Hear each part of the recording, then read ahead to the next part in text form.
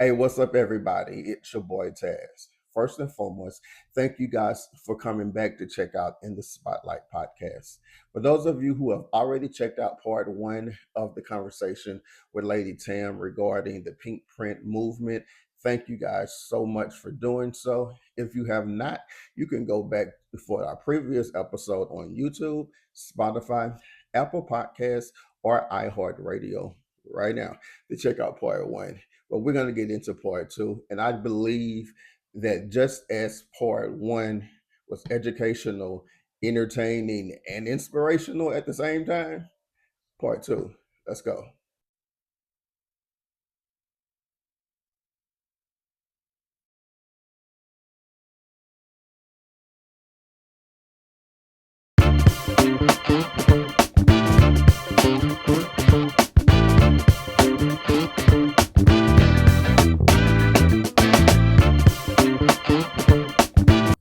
There were certain things I should have never ever talked to you about. I don't care if we were best friends. I should have never ever talked to you about it, even though I thought I was talking to my best friend and my sister. There were still some things that should have been a boundary that I should have never crossed. Yeah. And I want to apologize to you for not setting boundaries. Because of me not setting those boundaries, we're now where we are. Yeah. Because with the information that you got, it caused you to form whatever ideas and opinions you had about me, as well as about my husband and about our marriage. And at times, you use that information as ammo. Yeah. Instead of, and so all of this is now being created from that. So I want to apologize to you because I didn't set boundaries. Yeah.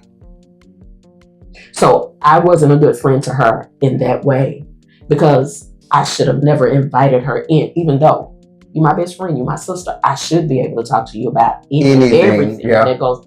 But again, if I'm married and you're single, there are certain lines that should have never been crossed, never should have been blurred. And I think people need to really understand that. Not just us females, I'm just saying everybody. You was single man. If you got married, there's some... Shouldn't intermingle, because the understanding is not going to be there. No, because we are two different... I'm single. Yeah. You're married. Yeah. How would you be able to understand this? When you're not living that life. Now, I can understand you because once upon a time, I used to be single. But if you've never, let's put it like this, if you've never been married, now here's the deal. She once upon a time was, so maybe she could address some things from experience of marriage. But also at the same time, still you're single again. So you're back into that mindset. And so I had to be a big girl and say, I'm sorry. I apologize to you because I didn't set a boundary. And I let you in a space that honestly you should have never been allowed into. Because not saying that I couldn't talk to her about certain things that were going on, but there were just particular things that should have never ever been discussed between she and I when it came down to my marriage. And so, So in the book, I got to go to these notes because these notes make me go somewhere safe. The pink print became my way of saying there is a blueprint for sisterhood, for healing, and for building each other rather than tearing each other down. It represents honesty, naming the hurt and facing the roots of betrayal. Honesty is really, really hard because it makes you face a reality. You got to be accountable. People don't like accountability. Exactly. Because that's what accountability does. Yeah. It makes you responsible. Yeah. And people don't want to be responsible, especially like what we said before. If you have to be responsible for something that you did, that level of honesty is like, You have to be the mature grown woman instead of the mature. Yeah, just being the grown female, you gotta be that mature woman and say, hey, you know what? I screwed up. This is on me. Which is the part of you that sat down and apologized. Yeah. How hard was that though? It wasn't. Because I wanted to hold a conversation. So it wasn't, because that's me. If I see that I've hurt you, and then God forbid if I feel it, because at the end of the day, I am an empath. I can feel that you are hurt. That's the reason why you're acting out. I feel you're hurt. And it's because, part of it is because of me, because I'm going to say it again. It just isn't me. You got in your ear too. But my part, I'm going to own my part in hurting you. Yeah. And so because I know I did, I am grown enough and mature enough to be able and woman of God enough to say, hey, I want to hold this conversation. Yeah. You can say whatever you need to say within means, within reason, and within respect. I'm going to hear you. I'm going to listen to you. And I'm going to own my part in it. And I'm going to apologize for my part. That wasn't difficult for me at all. I can apologize. I'm even that chick that apologizes to my children. Yeah. When I do my children, because so many parents like, I don't have to apologize to you. Yeah, I'm the parent. I'm the parent of the kid. I don't. So one thing I learned about parenthood after, and I didn't learn this until after my mom passed. Being a parent don't come with a handbook. Oh no. And it's different. We don't have people, the guide to being the perfect mother or father. No, and people need to understand that the manual is going to change with each kid. It may be some stuff that's the same, but every child is different. So it is an ever learning process. So no, it is not a manual at all. And plus, it's not a manual on being a friend. Yeah. It is a trial and error type situation. But do we keep making error? Yeah. Yeah. We have to learn. If we're not learning from the trial and error, what is the point? Of even being in kind of connection. What's the point? Yeah. Let's go to the next one. Healing. Acknowledging that forgiveness, though it's hard, is a path forward. How hard? Well, I'm gonna stop saying hard. What is the level of difficulty? I'm country. How difficult is the acknowledgement for forgiveness, especially in situations where you've tried to do all you can, but the person just whooped up. It's just like this. But I have to forgive, especially if you know the real side, the real heart or the intention of the person. It's like, I have to forgive because it's about, again, you're an empath, so you know the true intention. Right, but see, that's what people need to understand. Forgiveness is not about the other individual. It's about you. You're freeing yourself from whatever it is. Yes, I'm going to you. I did you wrong. I know I did you wrong. Or I don't even necessarily have to even have, because that now, this is the other coin, the other side of the coin. This is where it becomes hard for people. When it is that I haven't done you wrong, but you're treating me as if I've done you wrong. So maybe something's going on that I'm not actually aware of. Listen, Trey, whatever, I don't know. I have no, but it seems as if there's some type of tension or friction between us. I don't know what I did to offend you. Whatever it is, please forgive me. And I'm saying this from a deep, sincere place.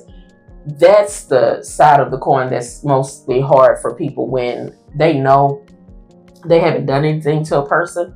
However, that person is acting as though they have. Like, I have not done anything to you, but you're treating me as if I have done something. So you know what? Hey, please forgive me. Forgiveness is not That's not because again, I have had so many different, from whether it's a relationship, friendship, whatever. I have been hurt so much by so many different people. Yeah. It's just easy. What was your level of freedom after the conversation you had with her? Oh, I was good. Yeah. I said what I needed to say. There was more that I did want to say. However, God was like, so unnecessary, don't. Yeah. Because it really doesn't matter. You know. But I was good. Yeah. Good. One of my favorite ones, sisterhood, choosing connection over competition.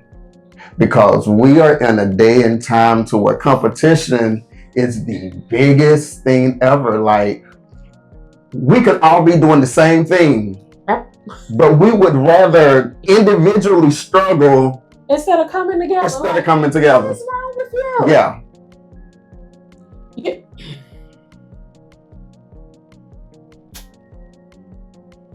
Oh, let me see. Walk carefully, but walk hard. Man, that is absolutely nuts to me, because here's the deal.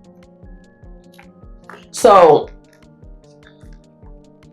Trey has a dessert restaurant. Trey makes this absolutely fabulous sweet potato, we call it a sweet potato beignet. It's just absolutely, she's making me hungry. Absolutely amazing, or whatever. It's his signature thing, because it's a particular way he makes it, and it's a certain whatever he puts on it. He just doesn't put powdered sugar on it. He does whatever.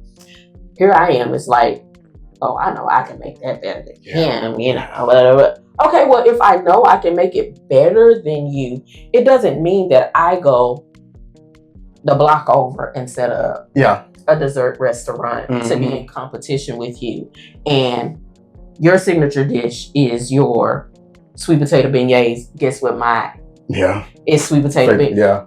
Okay, if I know I have something that would make his thing over the top. Yeah. You know what? Hey, try this right here. Just make one batch of it and try this and see what you think about it. I don't have to go and open up a dessert restaurant a block over so I can be in competition with you and pull all your people from you. We can come together. And okay, I have a toy drive going on for Christmas or whatever. I might have bigger connections than you, but you've been doing your toy drive now for 7 years. But because I got bigger connections and I feel like you know what? Here, let me get you in contact with these connections I got. And why I gotta go put on something to try to? It's absolutely nuts to me, and that's what the enemy likes. He does not like the spirit of agreement. If we can be where we don't come together, that we're always competing, we're always in conflict, we're always at odds. He is happy. Yes, he is. He walking around. Well, no, he ain't even walking around. He's skipping. And he joyful. He is happy. Because, hey, as long as I keep them separated with this conflict and this confusion, they'll never get to the level where they're supposed to be.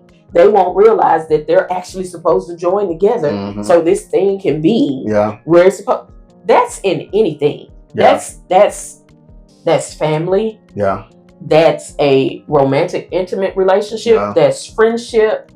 That's a partnership, like a business partnership. That's church. Because, oh God, it's just so terrible in church. It's so terrible in church. So terrible in church. And I'm not bashing the church. It's just because we are the church. And so since we are the church and we're supposed to be a reflection of who created the church, why are we this way? Why are we always trying to compete with each other? Why are we always in conflict with each other? Why is there always chaos and confusion? What's the problem? Yeah. Because it's not like either one of us is really doing better than the other. Because we're both in a situation of where we trying every day. And if we take that, if you take your try, I take my try. Why do you think that is such an issue when it comes to sisterhood or brotherhood?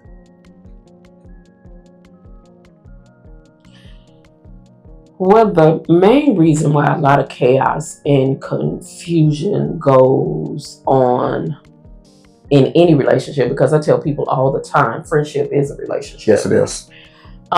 Anytime any type of chaos and confusion goes on in a relationship, it's because you two have not, person A and person B really has not sat down and had that deep conversation.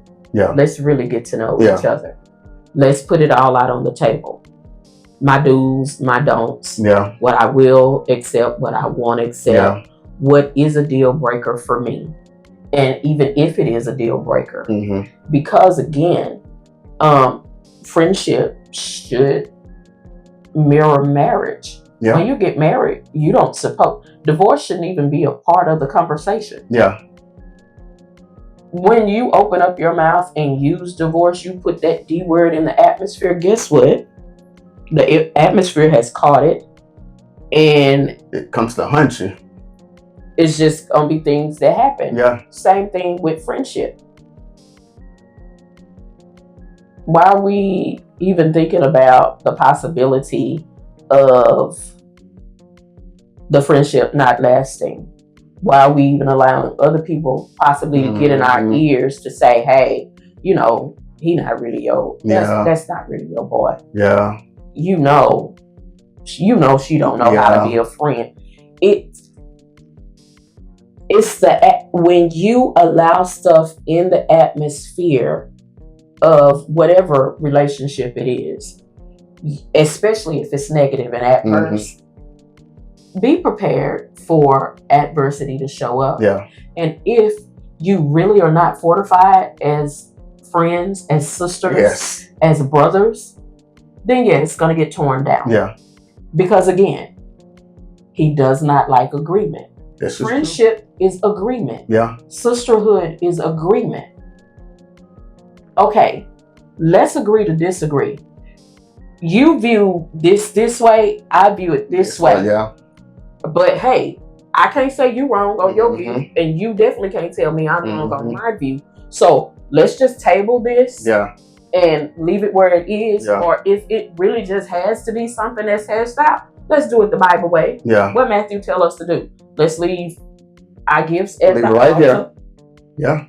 Let's talk about it. If we can't resolve it, then we need to go find a mutual person that we know. And we don't even necessarily have to know, but it's best that you do know them, but they're neutral. Yeah. And they're mutual. Yeah. I'm not taking your side. And I'm not taking your side. Yeah. Let's sit down. Let's come together. Let's reason. Yeah. That's also Bible. And let's talk about this. Yeah. Okay. You said thus. And you said this. Here's the deal. What you saying, it carries weight. It carries merit. And what you're saying has weight and it carries it. However, it's just this one particular part and what each one of you are saying that you don't agree on. Yeah. So let this piece of part right here that we don't agree on, let's just let that fly. And that we do, bring that together. Let's go. Do you think and this is just my male mind, a lot of disagreements that happen with friends is not necessarily because of me and you, but it's because what we go through. But I go and I tell my friends, and then they get in my ear and they be like, well, you know, this and that, and she ain't other than what. How do you feel about that? That's the biggest issue with friendship. Okay, we're friends, but you have your group of friends. I have my group of friends. I'm gonna say it again. you got to be careful, because a lot of times things that you share with your friends, because of the type of person that individual could be, they use it as ammunition. They thrive off of this particular type of whatever from you, and then they go and sit in a group of their other counterparts, and you're on the table for dinner and dessert. And then they come back to you as if, hey, everything is cool and kosher. But no, you have gone over here, you've held a conversation about whatever, and now these people know stuff, and now they're talking. Because here's the deal. Me and Trey, friends. James and Trey, friends. James and Tam, friends. But James and Tam, different type of friends than James and Trey are, and different type of friends than Tam and Trey are. So I could talk to James about whatever went on over here and say blah blah blah. Then James is going to come back over here, in the friendship with y'all, and now it's like, because stuff gets twisted. Yes, it does. It gets twisted in translation. What I probably share, what we share with each other, I went over here and I said whatever to James and absolutely said it how we said it. But when he gets it back over here to you and y'all conversation, it's turning into something totally different. Something else. And now you looking at me upside the head. Now I'm looking at him upside the head. He looking at you like, how dare you? Who told you to go back and even say something to her about, well, me and Tam friends. And if you said that Tam told you whatever, because I'm that chick. Come on, everybody sit down at the table. Come on, let's talk. Because you said that blah, blah, blah, blah, blah, blah, blah. And I know I didn't say blah, blah, blah, blah, blah, blah, blah. But you said that that's what he told you I said. So let's all sit down together. Let's talk about it. That's the biggest issue. The people on the outside. Why are you and then God forbid if it's, I don't even know this person. So why do they even have a clue? Who told you to invite them into what we discussed? Because those will be the main exact ones that try to destroy it. Because if somebody sees that we're good, that we tight, that even though we may altercate with each other, we always find a way to come back together. They're going to envy that. They're going to want that. And if they don't like me, they definitely gonna try to sway you away from me. By any means necessary. It's the outside forces that mess up what we have on the inside. But we can't really blame the outside 100%, because us on the inside just did what? Invited the outside in.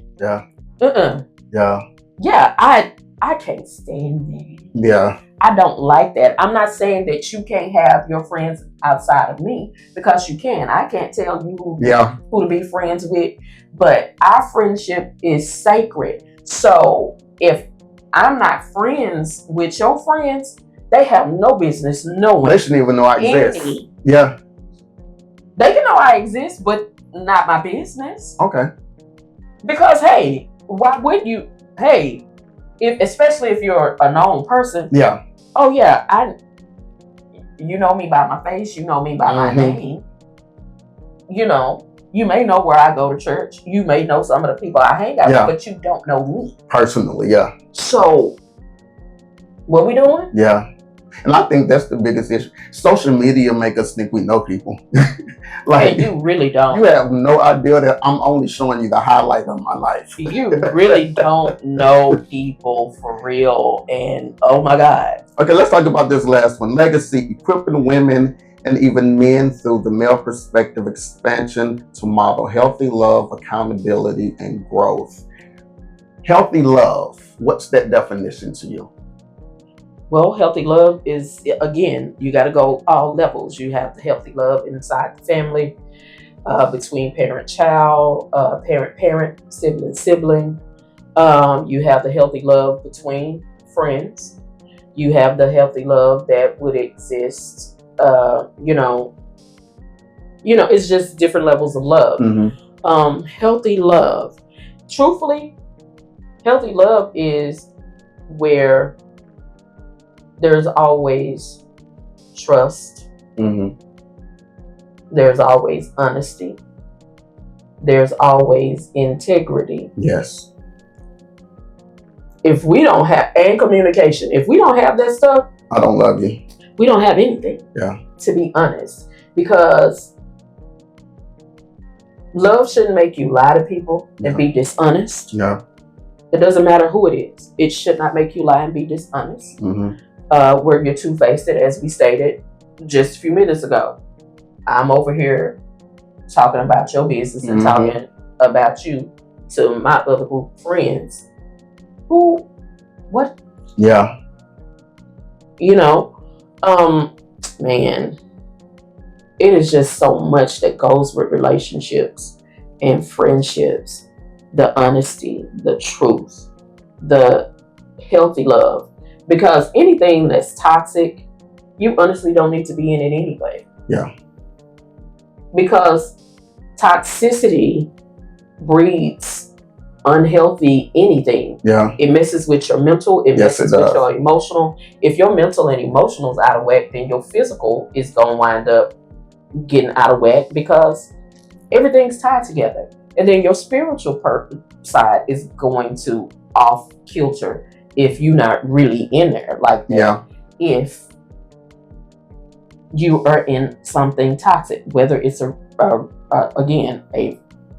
whether your home is toxic, whether your relationship with your significant other is friendship toxic. Toxicity is just horrible, period. It is. And so love has to be healthy in order for you to grow. Yeah. In order for you to be the best you can be.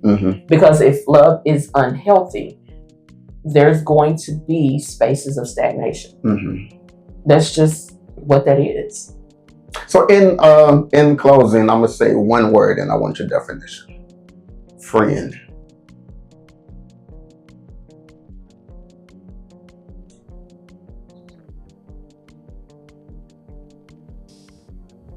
Loyal,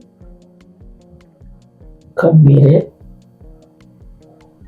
truthful, kindred spirit, and God sent.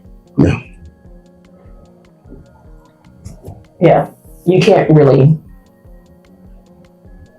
if it's not a God sent thing, it's gonna tear up anyway. Yeah.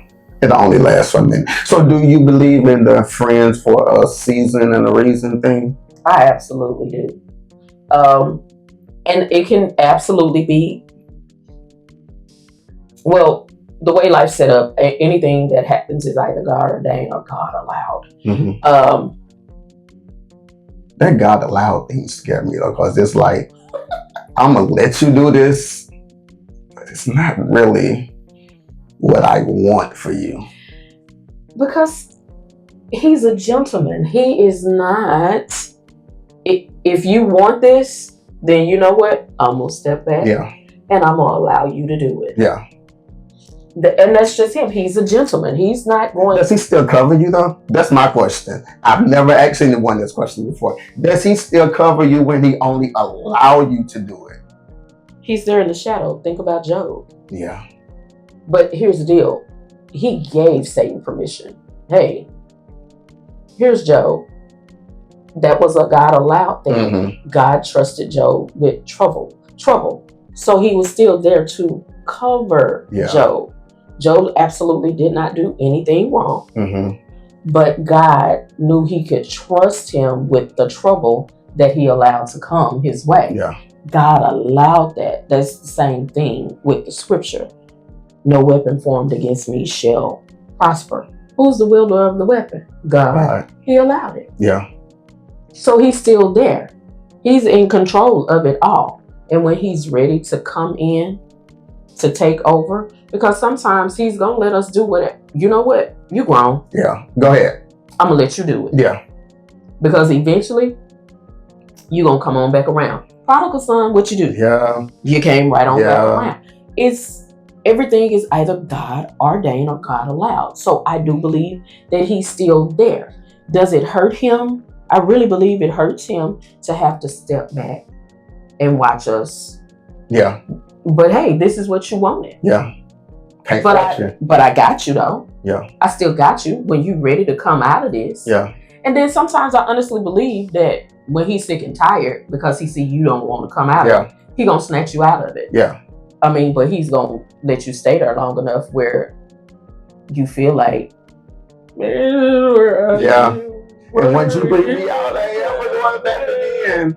So yeah, I feel as though even when we set ourselves up, now God forbid if, but you're still covered and he still brings you out. If the end result is that he does take you up out of here, he's still, hey, the best way for me to cover you is to go on and take you.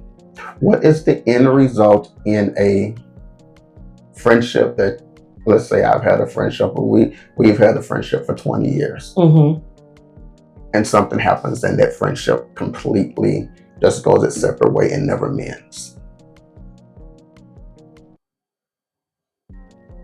That's what God has allowed to happen, because either both of us or one of us, we don't want it anymore. Yeah. That we're done, we're tired, whatever the reason may be. We have to accept pretty much what he allows. Will it hurt? Will it hurt? Yeah. Absolutely. Will it take us some time to heal from it? Absolutely. Again, me talking to my daughter, because that's the person I go to when I'm doing my writing. We read over the rough drafts and we discuss and we do whatever. And I said to her, as a matter of fact, yesterday, I said, apparently, I still have some healing to do from what went on with so-and-so. Not going to say her name. I'm going to always do my best to keep her covered. Yeah. Because that's just who I am. I said, apparently, I'm still healing from that, because, again, here's another book pouring out of me, and it has something to do with healing. And even in writing the stuff that I'm writing, I said, oh, my God, this is her. Yeah. This is her. I see this person. I was like, hot dog. Yeah. That's me. Yeah. Oh, my God. I just wrote about my mama. Yeah. It's just like, and so there are spaces in us that we believed have healed, and maybe they did, but they didn't heal properly. So guess what we have to do? We have to go in. We got to scrape that wound again, or we got to break that bone again so that it can come back together. Yeah. Right. As I stated, when the inaugural print went on, the OG pink print, the start of it all. As I stated, when James interviewed me, because he interviewed each one of the panelists last year when we did the pink print, but he also interviewed me. Yeah. Like I said before, in my own ability, we'll never be friends again because I don't want it. But she'll always be my sister. However, if God says time, space has done whatever, it's time for y'all to come together. Yeah. It's time for y'all to really talk, really reconcile, heal, and build again. Who am I to argue with him? Yeah. Yeah. In my own regards, done. Yeah. But he may say otherwise. Yeah. And so I have to be open to it just like anybody. You have to be open, especially if you call yourself knowing God and having a relationship with God. You have to be open to whatever he may instruct you to do. Even if it's against what your will is. Absolutely. Yeah. And I'm always a stickler for walking in God's divine perfect will. Yeah. If he says, come back together. Yeah. Then I'm going to do my part to ensure that we do come back together. Yeah. But of course, I'm not going to force anything either. And I will go back to God and say, well, you said come back together. So apparently you have got a plan in order to bring her back around this way, because ain't nobody got time to in so many words. And so that, you know, that's where I am, and that's where I would be with anybody as it pertains to the pink print. It is hard to build a relationship with somebody and you call that person sister. You call that person brother. You believe y'all to be family. You believe y'all to be friends. And then something happens to shatter it, to rip it to pieces, where it's like it cannot be mended back together. Because sometimes we can break something and just get that super glue, that Gorilla Glue.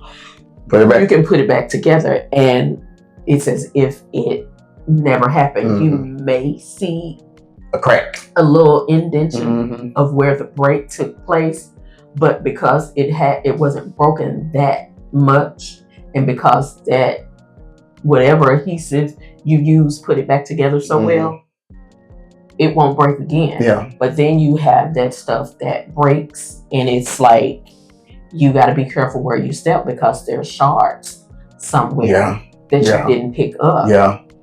But they have to be discarded because it's not repairable. You cannot repair it. I can't say if that's where she and I are. And for some of the rest of you all that may see this, it's not to say that it's irreparable of something that you're in. It whether it is because this is just not about the sister that you may be broken from. Could be your mom. You and your mom fell to pieces. Y'all haven't talked in 15 years. Whatever happened and I'm done, or she said I'm done. And it's been umpteen years. Not ever. You can't. You don't know that. Because you don't know what God may cause to happen, where you do have to come together. It's not just about the friendship or again, it could be your mom. It could actually be your biological sister. It could be your daughter, a cousin. Whoever this female could be in your life. That's what this, and please y'all, go get this book. Where can they find more information on Pink Print? Get this book, The Pink Print, the journal. You actually right now can go to thebookpatch.com and get the book. I'm working on my website right now. I'm nosy. Yes, you can flip through it. You can go there and get it for now, but once my website comes up, I'll have a direct link for you to actually get to the book so you can purchase a book. But right now, you can go to thebookpatch.com and grab the Pink Print, the journal. Yes, it has journal prompts, reflection questions, all of that. How long did it take you to do this? Because this ain't no little wake up and just write. The crazy part is I started writing this in February, and I got stuck and I stopped. And then I picked it back up and started trying again in May. But then the summer came. And because I am a substitute, I'm going to get back to telling y'all how to get the book. Just hold on. He asked me questions.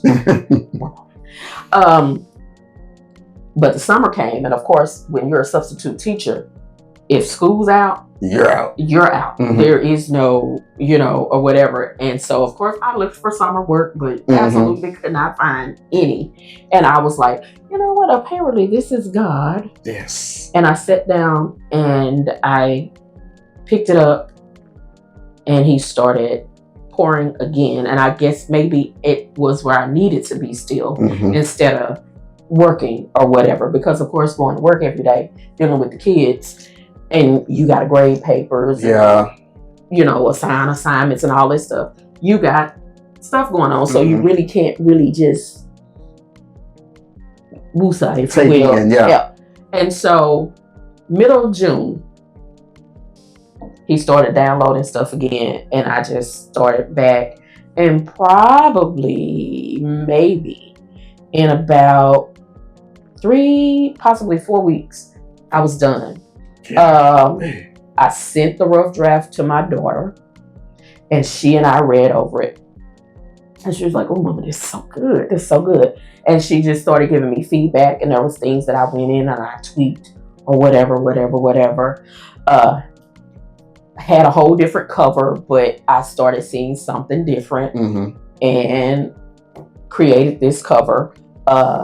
If they go, it's probably going to look different now. Even it still kind of looks like this, but even when you go to bookpatch.com, it's going to even be a little bit different than this now, because stuff just keeps like tweaking things or whatever. So overall total, maybe about 2 months. Maybe about 2 months. You have laser focus. You have to for this.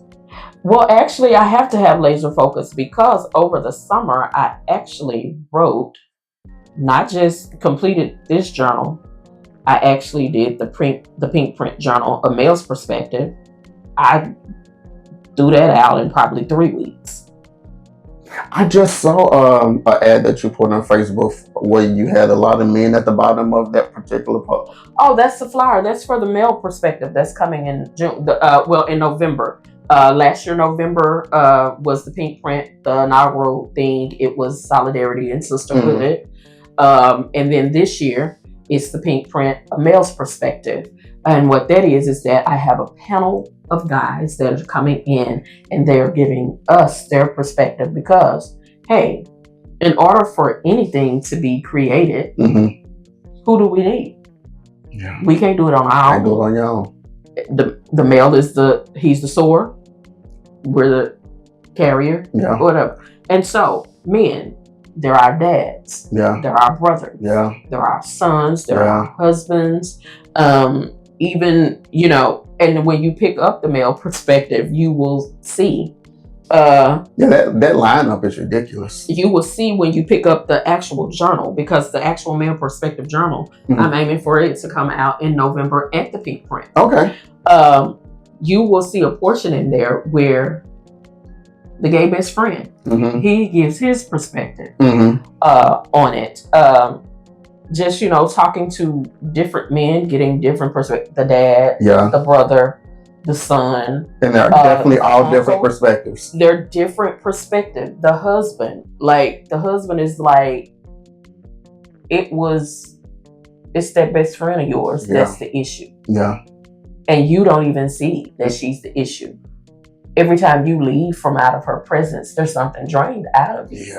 Yeah. And so he just started pouring different things into me. The pink print journal was completed. The Male's Perspective journal was completed. There's about probably 13 more books. I'm going to get you to about January, and we're going to sit down and we're going to come up. This is a stage play or a movie ready to happen, I promise you. Yeah, but the lineup is absolutely amazing. I give shout outs too, because I was coming with the pink print again. This year it was going to be, but it was going to be a weekend type thing to celebrate it. Yeah. We were going to have the panel. I was going to have some female panelists again. And then we were going to have a pink print pajama party. That's what we were going to do to close it out. But then a good friend of James and I, my big brother, George Clinkscale, he said, "Tim, you are on to something good. Have you ever considered the male's perspective of it, where the men come and talk to the women? Because y'all see stuff that we don't see, or we pretend not to see, and y'all can go and give us insight, a different perspective from what y'all see. Like, did you say y'all friends for real? Yeah. You don't see y'all not friends, right? Yeah. Am I the only one that see this? Y'all can see stuff that we don't see, or we see it, but we choose not to act upon it, then we still keep into these toxic patterns of our friendships. That's the reason why they fall apart. Yeah. But hey, y'all can come in and talk to us and say, hey, this might help you become a better wife. Yeah. This might help you be a better daughter. Yeah. This could possibly help you be a better sister. Yeah. Maybe if you stop being overbearing as a mom, maybe your daughter wouldn't always be trying not to be at home. Or, you know, it's a male's perspective. Yeah. And so, yeah, I think this is going to be amazing, and y'all need to get y'all tickets. Please. Where can they get the tickets? Well, let's get back to the journal. Yeah, let's get to the tickets. Let's go. Yeah, because we got, of course, because you asked me a question, and hey, so you can pick up this journal at thebookpatch.com. That is THEBOOKPATH. No, what did I say? PATCH.com. Good boy. There's a link at the bottom just in case. And you would put in the keyword pink print, and then it's going to take you to where this book is. You can also get it in e-form if you don't want a physical copy, but I suggest you get the physical copy so you can do the work. Yes. And guess what? You guys can pick this book up and get it for a female in your life. Yeah. You can gift it. Birthday gift, Christmas gift. I'm sorry, gift. You know, whatever. You can pick this book up too. Absolutely. But I would suggest that you get the hard copy of it. But if you want to get the ebook, get the ebook, but then just go get your own personal journal so that you can do the work in it. Because I'm telling you, this is healing. It's a journey through broken bonds, boundaries, and becoming. You can become that sister. You can become that friend if you deal with the broken places in your life individually and the broken places in your life with your friend, with your sister, and set those boundaries. There's nothing wrong with boundaries. Boundaries are there to protect us. Yeah. Because when they are crossed, when lines are blurred, that's when stuff breaks up. Yeah. So get it. Pick it up. And then the pink print, A Male's Perspective, is happening November the 21st. That is a Friday evening at 7:30 p.m. You can go now to either my Facebook page or Glow's Facebook page and click on the link that's on the QR code that's on the flyer, because the flyer is up. Or you can go to eventbrite.com and you can put in the keyword, the pink print, and it'll pull it up. And you can grab your tickets. And guess what? They're on sale right now. Right now, they're on sale. You have the option of getting general admission. That's just entry only, no meal. But then there's the pink print preferred. That's $40, y'all. Just $40. You get in and get a meal. And let me tell y'all something. They ate last year. They were happy. And you spend $40 every Sunday if you're going out to eat at the church. Yes. And then there is the pink print pack. That's the VIP. Get a swag bag. You get to come early and chat with the panelists before time. And then you have early access to the pink print plaza. That's the vendors. It's going to be vendors everywhere. Love it. So, just go get your ticket and come and join me. Come. Do it. Like Friday. Right now. Go. November the 21st. Yes. You don't want to miss this. This is going to be awesome. This is going to be amazing. Last year, it was absolutely life-changing. There were so many women that got their breakthrough. Yeah. It's like all of a sudden, the pink print shifted into a healing and deliverance service. So many people got what they needed. And that's all I ever want. Yeah. When Glow does anything, I want God to get the glory, and that people get to know Him in a different way, in a real way. Yeah. And I'm telling y'all, and not only that, the pre-thing to the pink print, we have When Prayer and Praise Collides. God unctioned me to have a service where it was nothing but praise, worship, and prayer to go on to get ready to set up the pink print. And that's actually happening in October the 24th. So y'all come out to that too. That flyer is on my page as well. But y'all, this really means something to me. The pink print, it is a movement. It is a moment. And I'm seriously on a mission. I really do want to change how society looks at us as females, especially when it comes down to friendship and sisterhood. I am so on a mission. I want to change the narrative for real because of what I've gone through. And I know I'm not the only one that has experienced a heartbreak and a breakup from a sisterhood, from a friendship. Some of you have experienced it. Some of you have are experiencing it now.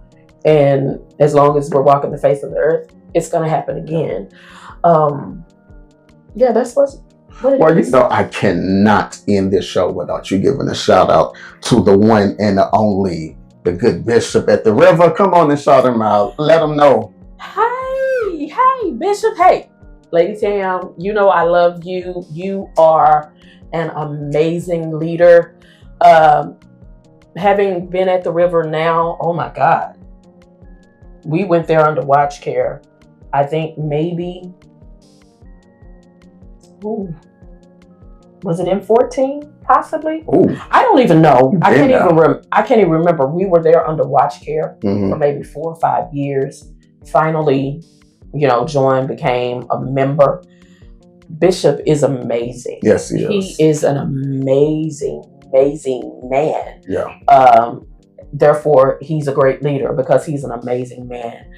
He loves the word. Yes, he does. He loves the people of God. He wants lives changed. Yes. And week after week, that's what he does. I love Bishop Robert Nichols Jr.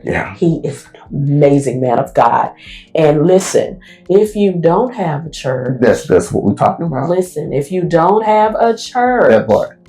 Every Sunday at 11 a.m., the River of Life at 335 South Parks Drive, we going up.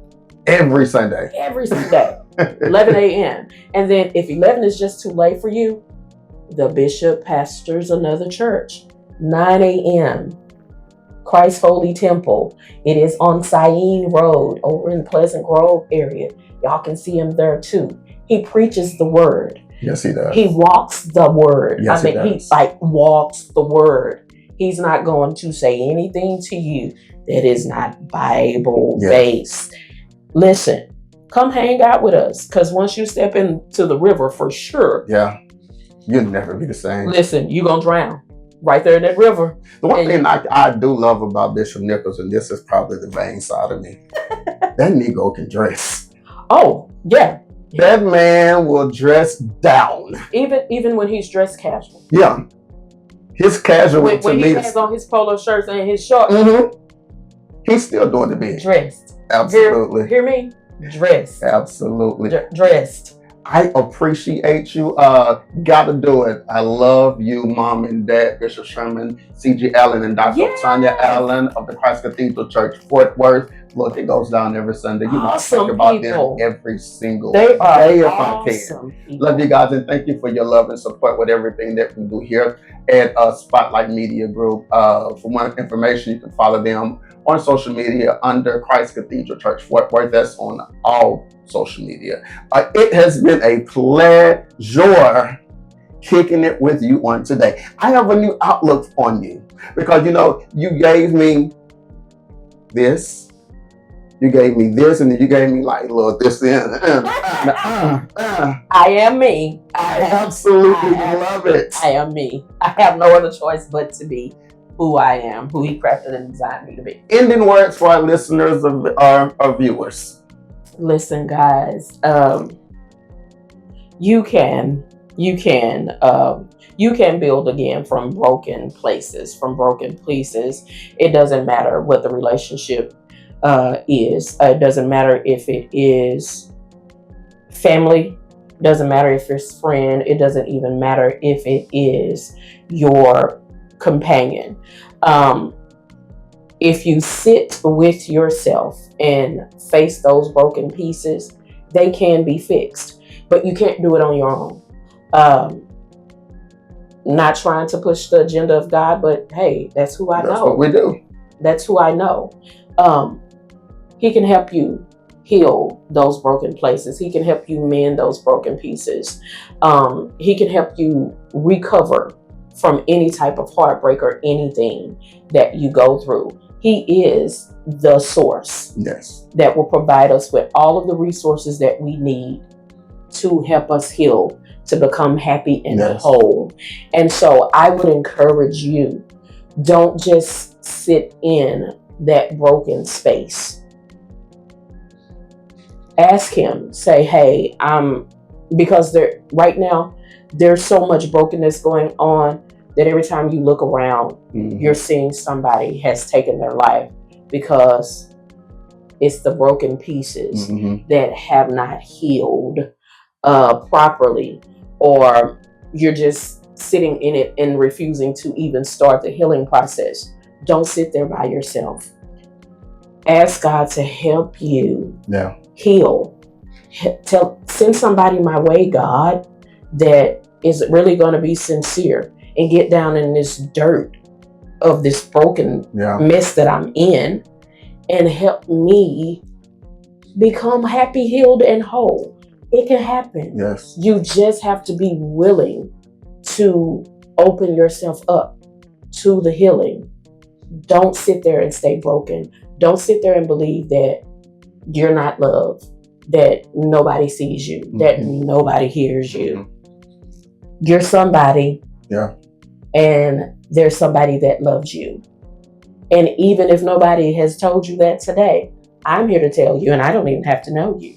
I love you. I love you with my whole heart, with the love of God. And I'm absolutely praying for you while everybody else, may have walked away.